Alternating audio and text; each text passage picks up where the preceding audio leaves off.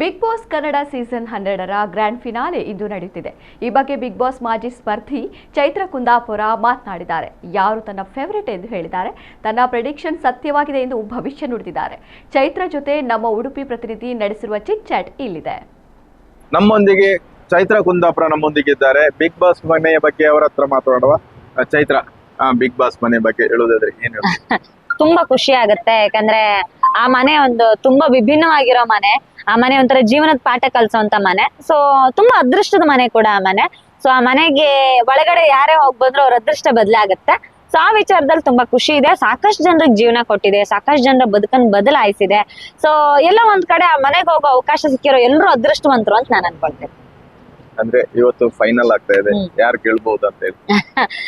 ಯಾರು ಗೆಲ್ತಾರೆ ಅನ್ನೋದ್ರ ಬಗ್ಗೆ ಗೊತ್ತಿಲ್ಲ. ಆದ್ರೆ ಯಾರೇ ಆಗ್ಲಿ ಅಲ್ಲಿರೋಂತ 5 ಜನ ತುಂಬಾ ಡಿಸರ್ವಿಂಗ್ ಕಂಟೆಸ್ಟೆಂಟ್ಸ್ ಗಳೇ ಇದ್ದಾರೆ. ತುಂಬಾ ಎಫರ್ಟ್ ಹಾಕಿ ಆಟ ಆಡಿದ್ದಾರೆ ಇಷ್ಟು ದಿನಕ್ಕೂ ಕೂಡ. ಸೊ ಅವರ ಎಫರ್ಟ್ ಗಳು ಖಂಡಿತವಾಗ್ಲೂ ಗೆಲ್ಲುತ್ತೆ ಅಂತ ನಾನು ಅನ್ಕೊಳ್ತೇನೆ. ಅಂದ್ರೆ ಕರಾವಳಿಯ ಹುಡುಗಿ ರಕ್ಷಿತಾ ಇದ್ದಾರೆ, ಅವರ ಬಗ್ಗೆ ಹೇಳೋದಾದ್ರೆ ಏನ್ ಹೇಳ್ಬೋದು? ತುಂಬಾ ಖುಷಿ ಇದೆ. ರಕ್ಷಿತಾ ಫಿನಾಲೆಗೆ ಬಂದಿರೋದು. ಅವಳು ಫಿನಾಲೆಗೆ ಬರ್ತಾಳೆ ಅಂತ 200% ಅಶ್ಯೂರೆನ್ಸ್ ಇತ್ತು ನಮ್ಗೆ. ಸೊ ಹಾಗೆ ಬಂದಿದ್ದಾಳೆ. ತುಂಬಾ ಜನರಿಗೆ ಇಷ್ಟ ಆಗಿದ್ದಾಳೆ. ಒಂದ್ ನೆಗೆಟಿವ್ ಫೇಸ್ ಇಟ್ಕೊಂಡು ಒಳಗಡೆ ಹೋಗಿ ಅವಳ ನಿಜವಾದ ಏನು ಮನಸ್ಥಿತಿ ಏನು, ಅವಳು ಎಷ್ಟು ಮುಗ್ದಳು ಅನ್ನೋದನ್ನೆಲ್ಲ ತೋರಿಸಿ ಜನರ ಪ್ರೀತಿ ಗೆದ್ದಿರೋಂಥದ್ದು ನಿಜವಾಗ್ಲೂ ಖುಷಿ ಕೊಡುವಂತ ವಿಚಾರ. ಸೊ ಆ ವಿಷಯದಲ್ಲಿ ಎಲ್ಲೋ ಒಂದ್ ಕಡೆ ತುಂಬಾ ಹೆಮ್ಮೆ ಗರ್ವ ಕೂಡ ಇದೆ ನಮ್ಗೆ. ಗೆದ್ದು ಬರ್ಲಿ ಅಂತ ನಾನ್ ಕೂಡ ಆಶಿಸ್ತೀನಿ. ಸೊ ಖುಷಿ ಇದೆ.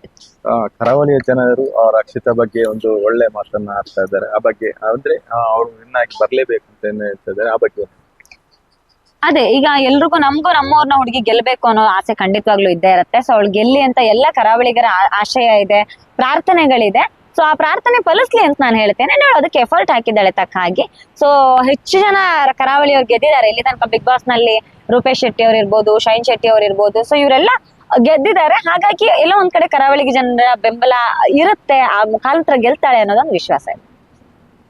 ಎಸ್, ಇದು ಚೈತ್ರ ಕುಂದಾಪುರ ಅವರ ಮಾತು.